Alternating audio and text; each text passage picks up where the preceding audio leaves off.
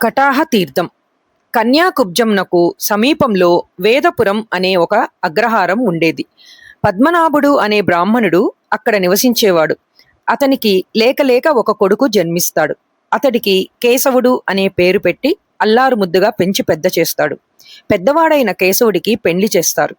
అతడు కొన్ని రోజులకు వేశ్యాలోలుడవుతాడు. ధనం కోసం దొంగతనాలు చేయడం మొదలు పెడతాడు. ఒకసారి ధనవంతుడైన ఒక బ్రాహ్మణుడి ఇంటికి కన్నం వేసి దొంగతనానికి పాల్పడతాడు. బ్రాహ్మణుడు నిద్ర మేల్కొని చూసేసరికి అతన్ని చంపేస్తాడు. బ్రాహ్మణుడిని చంపినందుకు బ్రహ్మహత్యా పాతకం అతన్ని వెంటాడుతుంది. దానివల్ల అతడు పిచ్చివాడై దేశదిమ్మరి అవుతాడు.